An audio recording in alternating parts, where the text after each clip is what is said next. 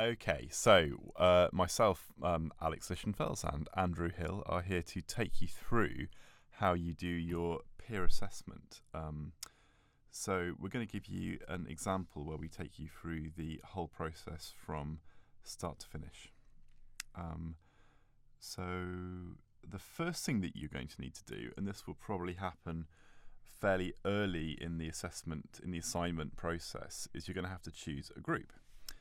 So to do that, you go to the Select Your Group option, which you'll find on the Moodle page for the course in which your assignment is taking place. So as you can see, here the tutor will have set this up, and there might be more than 4 groups, there might be less than 4 groups. It's going to depend on the number of students that are in your class in total. You'll notice that under the third column, under the fill/capacity column, that tells you the capacity, which is the second number, tells you the maximum number of students that are allowed to be in a group. So in this case, that would be 5 students. And then the fill tells you how many students are in a group. In this case, it's 1 student. Now, Andrew is going to choose his group, but he's not sure. He wants to be in my group, but he's not sure which group I'm in yet. So what he's going to do is in the 4th column where it says group members, he's going to click on show. And there you go, lo and behold, I am in group 1. So Andrew wants to be in my group, so he's going to join group A, sorry, not group 1, but it is the first group. So he's just going to click the little box, and he's going to click on save my choice. And then finally on continue. And you can see that the fill capacity has moved up to 2, and that's because Andrew has just joined the group. And if you show the group members, you can see that Andrew is there in the group. Okay, and that's it. You've joined the group. So that's the first thing that you're going to have to do. Now, the second part of this is that you're going to have to complete the peer assessment itself. And the first thing that you need to do when you complete the peer assessment is you need to upload a short self-evaluation. And that's going to happen a week before the deadline of your assignment. And that's so between when you upload your self-evaluation and the deadline of the assignment, you have a chance to assess all your peers, and they also have a chance to assess you. So very, very important that you understand that the deadline for the self-evaluation is not the same as the deadline for the assignment. It takes place a week beforehand. So the second thing you have to do, you'll find a little icon on Moodle with a little yellow person talking to a little sort of reddish brown person, and it'll say something like group peer assessment, and it might say term 1 or term 2 on it. So you click on that. Okay, and when you click on that, you should see a page that looks something like this. You'll see that the group peer assessment task is in the submission phase, and that's about submitting your own self-evaluation. So you can see that there are some instructions for submission, and those will be pretty standard across any assignment that you're undertaking. So it says, reflect on your performance within the group. You should talk about contribution, communication and responsibility, justifying your claims where appropriate. And you have about 200 words to do that. So it's not too long. It's a way of you concisely reflecting on your performance within the group. It will say the due date, and it'll be a week before the final deadline, as I've mentioned. And this is really, really important that you must submit it by that date, because if you don't, you will get 0 for that portion of the assignment. You have to do it, otherwise you will get 0, and that would obviously be a tragedy because you will lose a lot of marks. Okay, so Andrew's just going to take you through what he actually writes in and what the kind of thing you might write in when you're preparing your submission. Okay, right, so here I am, and I'm ready to submit my submission. So as you can see at the bottom, there's a button that says start preparing your submission. So I just click on here, and again I still get the instructions at the top of the page, which are useful for reference. And so I can give it a title, so I'll call it, actually I'll call it my self-assessment. So I've already kind of created a bit of text which I might pop in here. So what I'll do is I'll try and deliver some text which covers some of the ideas. So I'm talking about contribution, communication, and responsibility. And if I want to, I can also submit some evidence. So you'll see this drag and drop file at the bottom here, which allows me to submit some evidence. And handily, I have a file here that's called evidence. So what I do is I just drag and drop that here, and you'll see it uploading. Now you've got to wait until it is fully uploaded. It should change into a different icon here at the bottom. But obviously the maximum file size is 2 GB, so you shouldn't have too much problem. If you want to submit multiple files, then make sure that you zip the files together before uploading them. Okay, so now you can see obviously this changed a little while ago. That shows me that my file has been completely uploaded. Bear in mind that whatever you write in this box here for the submission content and whatever you upload in the attachment file will be visible to the people that appear assessing you. That's the whole point of doing this. Okay, so when I have submitted this, I then click Save Changes, and then you'll see you'll see what I can see here, what it was that I submitted. Okay, so within the submission phase, this is all that.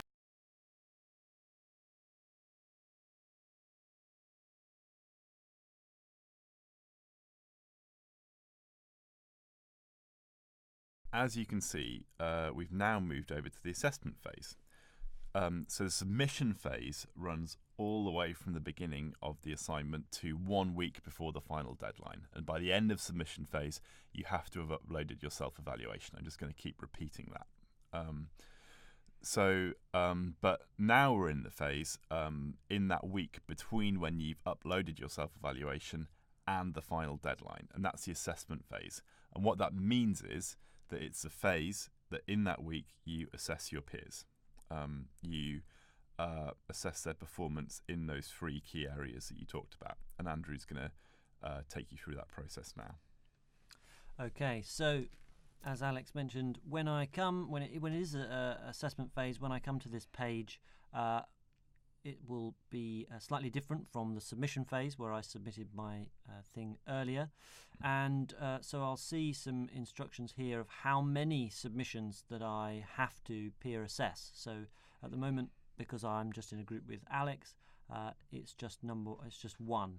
So you can see just down below there's an option here for me to assess Alex's submission, and actually if I was in a group with many other people, I would see all of them listed here as well. But because it's only Alex and I in this group, it's just him. So all I need to do is just click on here to assess. And what I will see here is Alex's statement. So as he said here, he will provide 200 words of self-evaluation referring to his contribution, communication, and responsibility. So this is what Alex will have submitted during the submission phase. And really that's what I should be having a look at and using to base my assessment of his contribution to the group. So if I scroll down, I'll see the 3 criteria against which I should be assessing his contribution, communication, and responsibility. Those are the 3 criteria, and you can see that there are descriptive texts there that relate to each of those. So I need to read Alex's statement up here and have a think about what exactly it is that I want to assign him. So actually thinking about it, I think that Alex made a significant contribution to group work. He always turned up at the meetings and he helped other people. He asked other people what they thought. So I'm going to assign him this for contribution. And I think he was very good at communicating with people. So I'm going to score him on that there. And because he took a lot of responsibility in the project, so I'm going to identify him as a key member of the group taking key responsibilities. Then I can see the box down here at the bottom for feedback, where I can provide my own description to justify why I assigned these. So let me just do that now.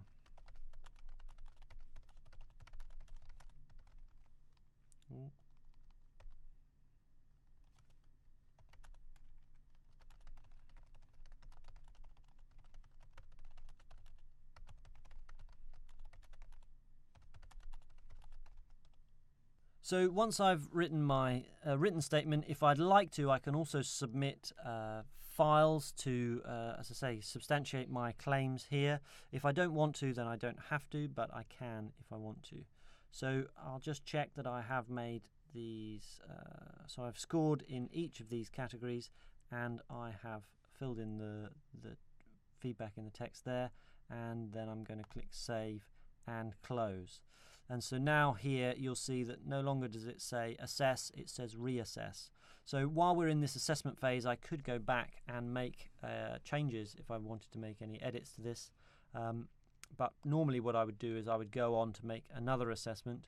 You can see up here in the assessment phase window that it now says that pending is 0, which that means that I no longer have any more peer assessments to make because I've already done Alex's one, which was the one that I should have been doing.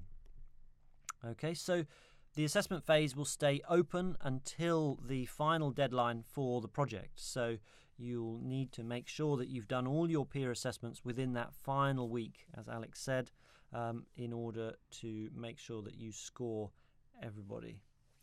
Okay. Then we move into the grading and evaluation phase, where the computer will calculate all of the numbers. So we don't actually, as a student, you don't actually get to see this. This is all going on behind the scenes, and we will. So the tutors will be using the peer assessment that you have assigned to one another to create a group work grade for the assignment. So after the marking has been completed, the group peer assessment will be moved to closed, and at that point you will then be able to see the grade which you received for your submission. So as you can see here, I received 2.67 out of 5. This score is then compared with the scores of the other members of your group and is used to determine your final individual grade. If I want to, I can click on and have a look at my self-assessment, and this time when I click on, I will see my own, and I'll also see the assessment that Alex made of me, so I can see where he scored me and where I scored well. So I scored strongly in contribution, okay in communication, but I scored very poorly in responsibility.